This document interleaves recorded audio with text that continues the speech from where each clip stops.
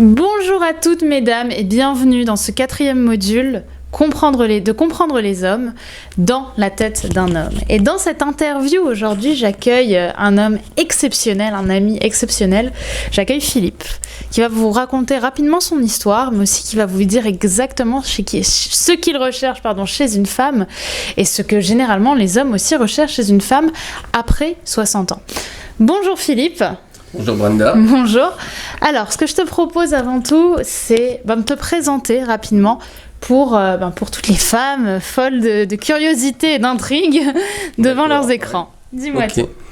Je m'appelle Philippe, donc j'ai 65 ans. Yes. Je suis à la retraite depuis 2 ans et demi et je me suis séparé il y a 2 ans et demi. Ouais, exactement. Voilà. Il a tout fait en même temps. Voilà. Yes, ok. Et sinon, je fais comme activité, je fais de la danse de couple, donc salsa, bachata, kizomba, rock, West Coast. Ouais, tu fais beaucoup de choses en plus, hein, ça on peut le dire. Je voyage un peu, je fais... Beaucoup. Je fais des stages de tantra aussi, voilà. Ouais, c'est vrai que tu fais beaucoup de choses.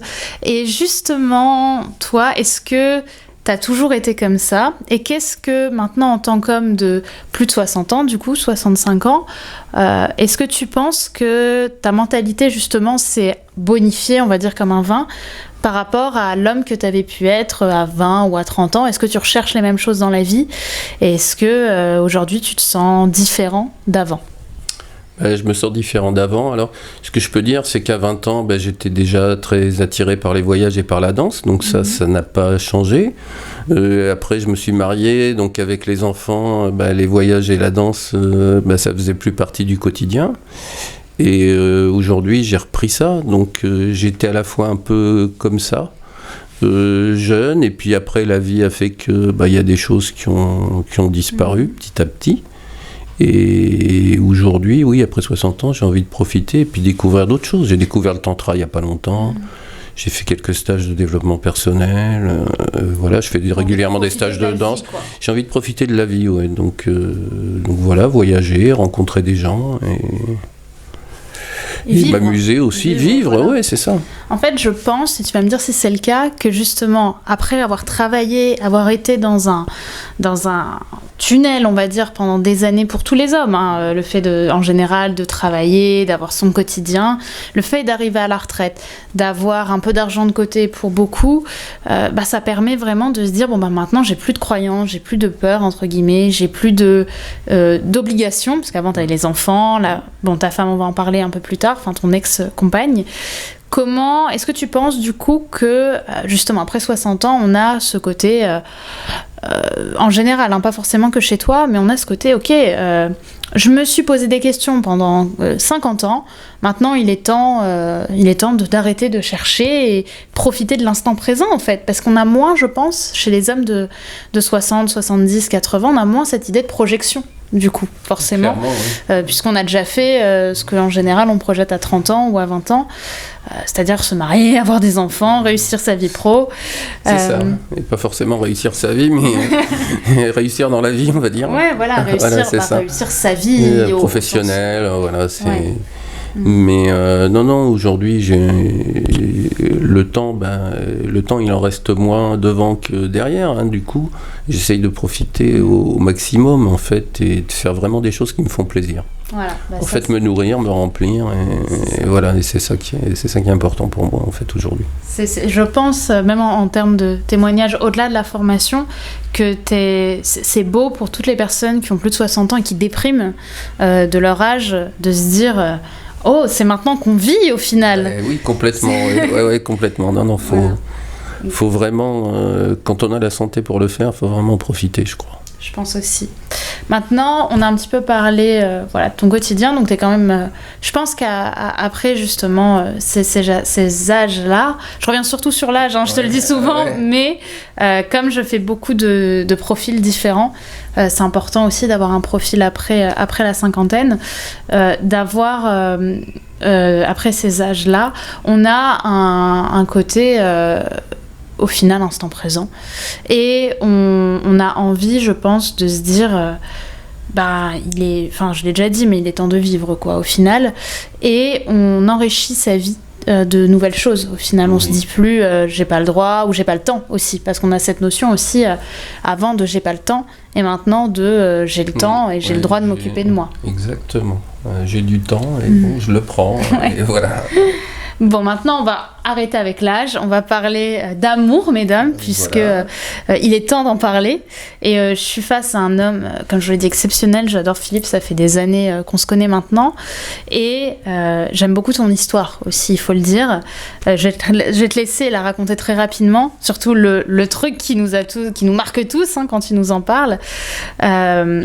Et après, nous dire pourquoi est-ce que tu as pris cette décision à l'époque, du coup. Enfin, à l'époque, il y a 2 ans et demi.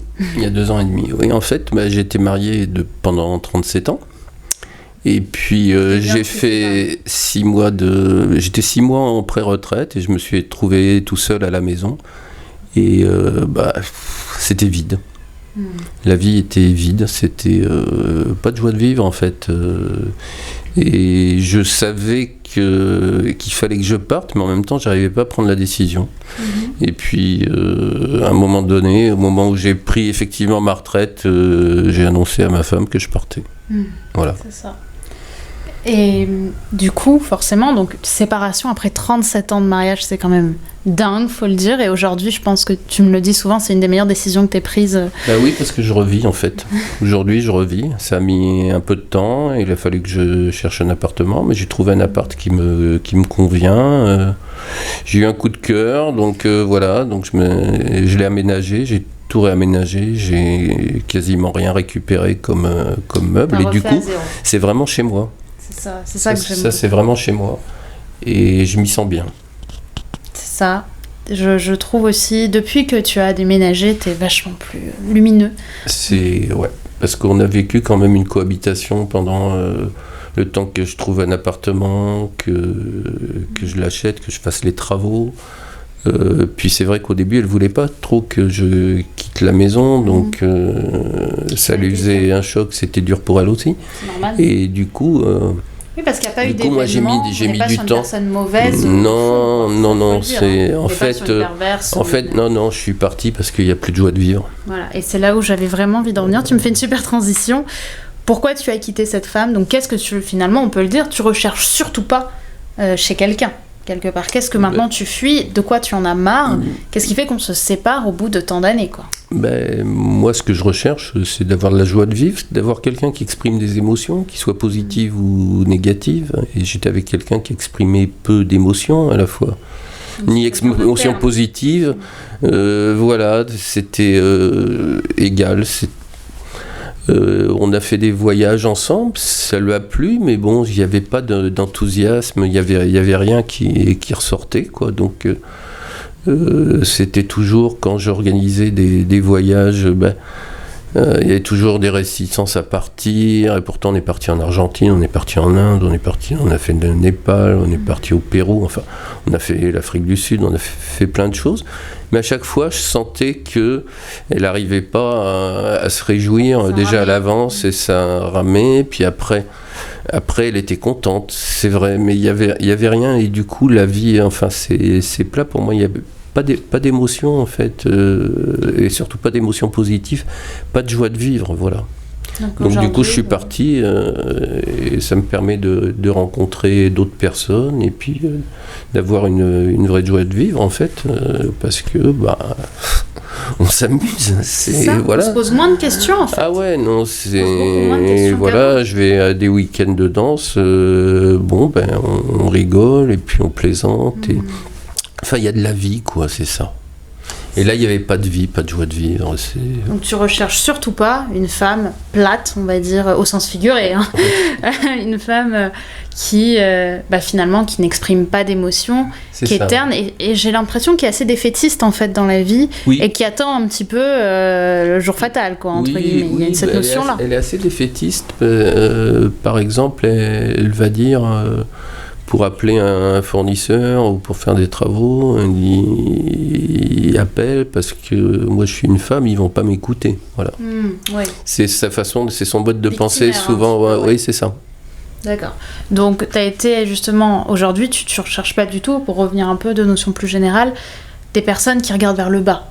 Non, pas du tout. Je pense que surtout, surtout maintenant, tu recherches quelqu'un qui se pose pas de questions, Ouais. qui se pose pas de questions, s'en pose moins, on va Ouais. dire, qui a la joie de vivre, qui a du fun. Qui a la joie de vivre, une personne qui s'occupe d'elle aussi, c'est-à-dire ça veut dire que moi si je suis avec quelqu'un, si elle a plaisir à faire quelque chose que moi j'ai pas envie de faire, et ben elle le fera, et réciproquement, et si pour une raison ou pour une autre je suis amené à dire ok, pour te faire plaisir je vais faire ça, j'assumerai de lui faire plaisir, mais je le ferai pas sans lui dire. Parce que comme ça évitera de lui pouvoir reprocher après en disant là j'avais fait ça pour te faire plaisir. Non, je le dis avant, réellement, comme ça c'est fait. Ouais, on n'en parle plus, je le fais de façon exceptionnelle, mais sinon on fera des choses qui nous font plaisir ensemble, et puis chacun continuera à faire des choses que l'autre n'aime pas forcément faire, mais qu'il aime faire, et ça c'est important, parce que une personne, si on lui réduit son espace, c'est-à-dire qu'on ne fait que des choses communes, on perd de la vie. Je trouve aussi. On perd de sa personnalité. On perd de sa personnalité. En fait. On se moule dans quelqu'un d'autre, et je pense qu'en réalité, on a tous à offrir quelque chose. Et qu'il ne faut pas avoir honte, en tant que femme aussi, d'avoir son leadership et d'assumer son caractère. Complètement. Et pourtant, aujourd'hui, c'est une notion qui est de plus en plus commune, on va dire, le féminisme, l'idée de maintenant on prend le pouvoir entre guillemets, et c'est une notion qui est très bien, qui a ses limites, mais qui est quand même très bien. Et avant c'était beaucoup moins le cas, et justement je trouve que c'est super qu'il y ait des hommes comme toi. Il y en a beaucoup d'ailleurs qui se disent on veut des femmes avec du caractère, et on veut des femmes qui se disent pas oui parce qu'il y a 40 ans on disait pareil, tu vois, qui évoluent, qui se modernisent avec le temps. Quand je dis des femmes avec du caractère, pas avec du mauvais caractère, oui, attention. Oui, mais du caractère, l'épice. Disons, voilà, c'est... Enfin, quelqu'un qui s'assume, en fait, une femme qui sait ce qu'elle veut, qui s'assume, voilà, qui... comment dire... qui soit ferme dans ce qu'elle veut, et en même temps douce dans la façon de dire les choses, c'est ce que j'allais te demander au final. Ta femme idéale, c'est un petit peu un paradoxe, c'est-à-dire que elle sait d'un côté dire oui, j'ai du caractère, je sais m'affirmer, mais de l'autre, je pense que tu recherches, j'en sais rien, mais quelqu'un qui élève pas la voix pour le dire, quoi, que ça soit naturel en fait, qu'elle s'affirme naturellement, et surtout qu'elle s'occupe d'elle, qu'elle se fasse plaisir, qu'elle n'attende pas de moi que je lui fasse plaisir sans lui. Elle peut le demander, mais c'est ça. Et je veux pas être dépendant non plus, donc on peut demander les choses, mais qu'il n'y ait pas de non-dit, d'attente non-dite, etc. Parce que là, ça ne fonctionnerait pas pour moi. Il y a besoin d'une communication. C'est ça. Et justement, au niveau de la tendresse, qu'est-ce que tu recherches ? Tu recherches une femme plutôt au moment de... Pas forcément au niveau intime, on va en parler après, mais au niveau déjà de vie de couple, tendresse, attention. Ouais, ça c'est important pour moi, ouais. Une femme qui soit un peu câline, j'aime bien. J'aime bien faire des câlins, donc j'aime bien qu'on en fasse aussi. Et donc oui, j'ai toujours... j'aime bien ça. Ouais. Je pense que c'est quelque chose qui concerne un peu tous les hommes. La plupart, ce besoin de se sentir protecteur, de sentir qu'on apporte une forme de virilité. C'est ça. Et du coup, forcément, au niveau physique, est-ce que tu penses qu'on a les mêmes attentes, t'avais les mêmes attentes avant que maintenant ? Non, enfin avant c'était il y a longtemps, mais non. Qu'est-ce que tu recherches physiquement ? Est-ce que déjà tu recherches physiquement une femme ? De toute façon, alors, moi je vais dire un truc simple, c'est une question piège. Déjà, faudrait que cette personne, quand je me réveille et que je la vois, je sois heureux de la voir. Donc ça veut dire qu'au niveau du visage, déjà, ça doit... Le visage doit me plaire, le regard, enfin il y a des choses qui doivent... Voilà, c'est ça qui est important. Après, c'est pas brun, blond, brune... C'est ça, c'est qu'on est toujours dans on se pose pas de questions. Je m'en fous totalement, en fait, de ça. C'est juste ce que va dégager la personne. C'est ça. Et voilà, et si je le ressens, ça sera bon. C'est ça, en fait, moi-même j'accompagne des hommes après la soixantaine, Et ces hommes-là me disent aussi, pour beaucoup, et je suis totalement d'accord avec eux, on n'a pas les mêmes attentes que lorsqu'on a 30 ans, où on recherche un modèle un peu féminin, un peu type, entre guillemets, on a tous un peu notre avis. Évidemment, on a des femmes qui vont pas du tout nous attirer, mais on est moins dans cette recherche physique. On cherche plus une personne qui va nous accompagner, avec qui on va prendre du plaisir de vivre, plutôt que ce qu'elle représente, entre guillemets, physiquement. Enfin, là, moi, dans une future vie de couple, ce qui m'intéresse, c'est le chemin et le partage. C'est ça. Voilà, c'est juste ça. C'est pas pour combler mes manques. Mes manques, je vais les combler moi-même. Et j'attends aussi de la personne qu'elle comble aussi ses manques et qu'elle compte pas sur moi, qu'elle attende pas de moi que je comble ses manques. Parce que je pourrais pas. Je pourrais pas le faire. Donc voilà. Par contre, j'essaierai de combler les miens, effectivement, et j'attendrai pas qu'elle comble les miens. On est dans un dialogue, une conversation de clairement, c'est ça que je cherche en fait. Ouais. Et au niveau de la sexualité, forcément, c'est quelque chose qui intrigue beaucoup de femmes, en général, mais je pense que c'est le cas de beaucoup. Qu'est-ce que tu aimerais d'une femme au lit ? Qu'est-ce que t'attends, entre guillemets ? Plutôt une femme qui va pas faire grand-chose, une femme qui va plutôt aussi montrer ses envies, une femme qui n'a pas forcément de désir ? Non, j'ai envie d'une femme qui a du désir, et j'aurais tendance à dire, quand on fait faire l'amour, chacun doit se faire plaisir. Donc j'attends d'elle qu'elle cherche à se faire plaisir, et moi je chercherai à me faire plaisir. Qu'elle fasse pas l'étoile de mer, c'est une chose, et puis que moi j'essaierai de me faire plaisir, et puis elle aussi, donc elle fera ce qu'elle jugera nécessaire pour se faire plaisir sans attendre des choses. Elle fera ce qu'elle jugera bon de faire pour elle, pour son plaisir. Et du coup, ça permettra de donner du plaisir à l'autre, en fait. Ouais. Parce que c'est comme ça que ça va fonctionner. Parce que quand on cherche à faire plaisir à quelqu'un, souvent on peut être à côté de la plaque et en fait... et du coup, c'est intéressant qu'elle cherche à se faire plaisir. C'est comme dans les massages, quand on fait des massages, l'idée c'est qu'on cherche à se faire plaisir. Celui qui reçoit cherche à se faire plaisir, et celui qui donne cherche à se faire plaisir. Et par expérience, j'ai vu que ça matchait bien, plutôt que d'essayer de faire quelque chose en se disant « Ah ben oui, il devrait apprécier ça, etc. » Non, ça ne fonctionne pas, parce que du coup, on n'est pas dans le ressenti, on est dans la pensée. Donc voilà. C'est ça, en fait, il y a une notion qui est beaucoup moins... le sexe. On est beaucoup plus, je pense, dans l'écoute de soi, l'écoute de l'autre aussi, mais aussi beaucoup dans le feu intérieur, ce que j'appelle. Je sais que tu fais beaucoup de tantra, donc je pense que c'est quelque chose qui te parle aussi. Là, il y a une connexion et il y a un plaisir finalement, toujours dans cette notion dont on se pose beaucoup moins de questions en fait. On est beaucoup moins dans la performance, on est beaucoup plus dans, au final, tout ce qui est au-delà des croyances et des barrières qu'on a plus tôt. Alors c'est vrai que dans l'idée, j'aimerais bien une femme qui fasse du tantra, ou en tout cas qui soit pas, même si elle en a pas fait, qui soit pas fermée à ça. Voilà. Tu pourrais expliquer rapidement le tantra, ce que c'est pour toutes les femmes qui regardent pas, qui connaissent pas plutôt. Qui connaissent pas. Le tantra, il y a des choses. Ça touche à la sexualité sacrée, donc c'est-à-dire, et dans le massage tantrique, je dirais, on masse tout le corps, donc y compris le sexe, donc il y a aucune excitation.